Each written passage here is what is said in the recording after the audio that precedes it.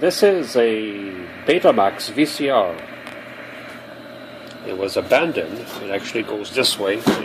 It was abandoned in a garage where the previous owner of the garage was somebody who worked on drywall and giprock, which is the same thing. So this VCR was covered with drywall and giprock, and it took me hours to clean it out. There's a eject button, record, rewind, play, fast forward, stop, and still. You can use when it's playing. There's indicators here, tape speed. I think this is the remote sensor. Yeah, that's right, infrared remote. I don't have this. This is a tracking control. It's a manual control. You turn it back and forth until the picture is as clear as possible. That's timer indicator, the speed for recording. Because when you play a tape, the machine automatically switches the tape to the playing speed, which it senses. It knows what speed tape is playing at, to be played at. I mean, this is the counter. Right now, I rewinded the tape a while ago, so that's the number it ends up. You know, there's all kinds of things here that I haven't quite figured out. The clock set program, I've never used any of these. It does record and play. That's for the TV. If you use an old-fashioned TV, but if you use the line out, then this doesn't. You don't need to push this. This is the different channels.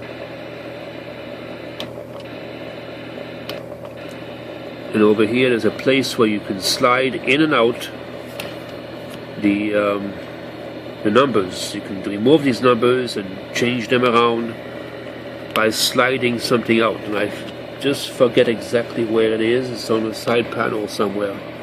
Oh yes, it's somewhere on the side here. There's a slot there that opens up.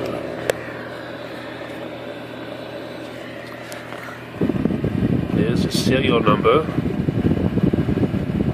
I apologize about this camera. It's not all that good. So this VCR worked well for a number of years after I cleaned it up.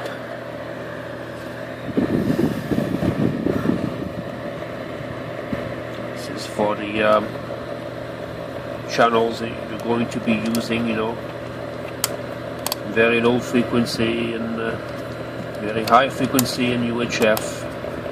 Here you can turn this and adjust the frequency so you pick up the memory. So it can remember something. So obviously there is something in here that could remember things playing. So back here, the model number and the serial number would be written here. I'm hoping you can read this. Apologize again for the video.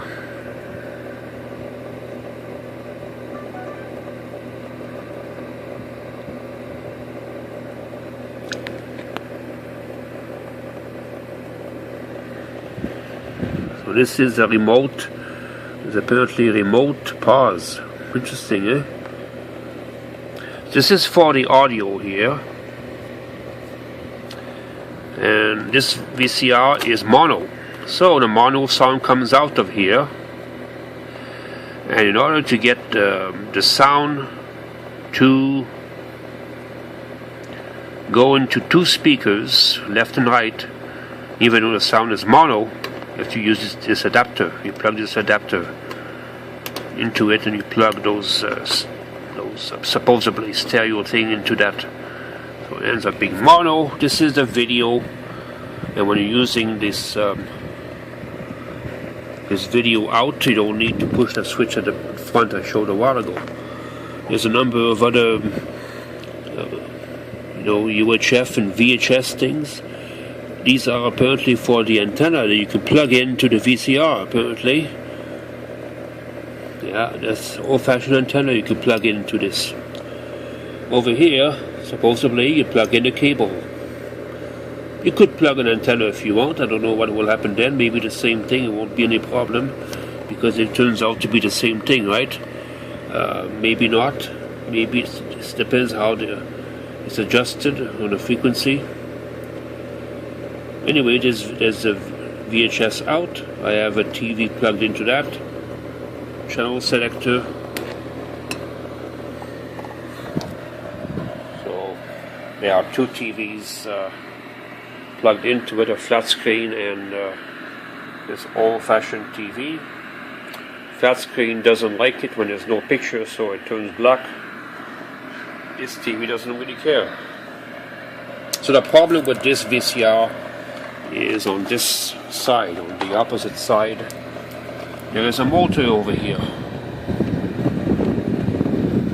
There it is. And it's too bad I can't focus on that motor. The motor turns when you push fast forward or rewind or play, but the tape doesn't actually move. It seems like the belt gets stuck sometimes. So the motor turns, but not the belt. And that belt loads the tape, and it also activates rewind and fast forward. And so when the belt is not moving, nothing's going. Even when the motor is turning, the motor can spin. This is for the head, the video head. Now let's see if it will do the same problem again. Put the tape in. No problem there. Push fast forward.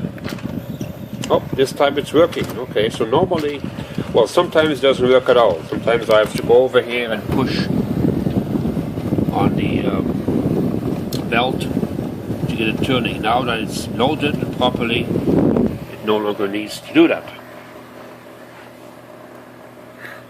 So now it seems like it's no longer doing the problem.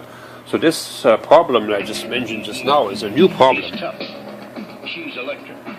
She's taking because it wasn't doing this up until about a year ago when I moved from one location to another location, and the tape, the machine was bumped against something. in the worst possible place. Tom Turkey, rated R. What's interesting about this tape is that it plays well.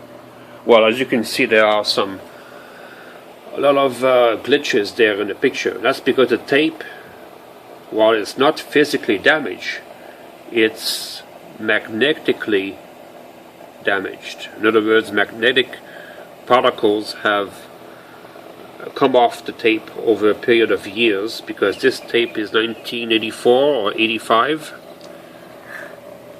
Another interesting thing is that, look what it says here. In between picture there's a word. This word appears to say path. P-A-T-H.